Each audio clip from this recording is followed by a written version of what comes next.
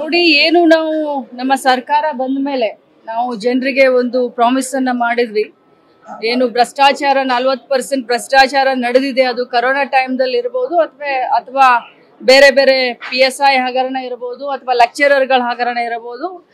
ಈ ಎಲ್ಲ ಹಗರಣಗಳ ಸೂಕ್ತವಾದಂತ ತನಿಖೆಯನ್ನ ಮಾಡ್ತೀವಿ ಅಂತ ನಾವೇನು ಜನರಿಗೆ ಆಶ್ವಾಸನೆ ಕೊಟ್ಟಿದ್ವಿ. ನಿನ್ನೆ ಬಂದು ಆಯೋಗದ ಮುಖ್ಯಸ್ಥರಾದಂತ ಬಂದು ವರದಿಯನ್ನ ಒಪ್ಪಿಸಿದ್ದಾರೆ. ಇವತ್ತು ಕ್ಯಾಬಿನೆಟ್ ಇದೆ, ಕ್ಯಾಬಿನೆಟ್ ನಲ್ಲಿ ಇದ್ರ ಬಗ್ಗೆ ಚರ್ಚೆ ಆಗುತ್ತೆ. ಏನು ಮುಖ್ಯಮಂತ್ರಿಗಳು ಮತ್ತು ಕ್ಯಾಬಿನೆಟ್ ಡಿಸಿಷನ್ ತಗೊಳ್ತಾರೆ, ಅದ್ರ ಮೇಲೆ ಕ್ರಮ ಆಗುತ್ತೆ.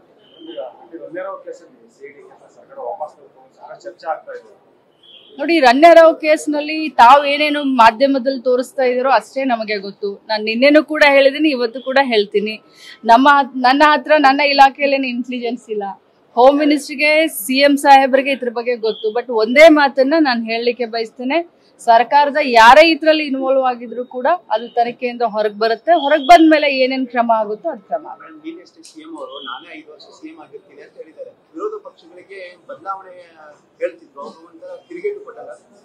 ನೋಡಿ, ಖಂಡಿತವಾಗ್ಲೂ ಸಿದ್ದರಾಮಯ್ಯ ಸಾಹೇಬರು ಬಹಳಷ್ಟು ಸೀನಿಯರ್, ನಮ್ಮ ಪಕ್ಷದ ಸೀನಿಯರ್ ನಾಯಕರು, ಮಾಸ್ ಲೀಡರ್ ಅಂತಾನೆ ನಾವು ಅವ್ರಿಗೆ ಹೇಳ್ತೀವಿ. ಇವತ್ತು ಸರ್ಕಾರವನ್ನ ಬಹಳ ಚೆನ್ನಾಗಿ ನಡೆಸ್ತಾ ಇದ್ದಾರೆ. ಅವ್ರು ಏನ್ ಮಾತನಾಡ್ತಾರೋ ಅದು ನಮಗೆ ಆಶೀರ್ವಾದ ಅಂತ ಇಷ್ಟು ಹೇಳಲಿಕ್ಕೆ ಬಯಸ್ತೇನೆ.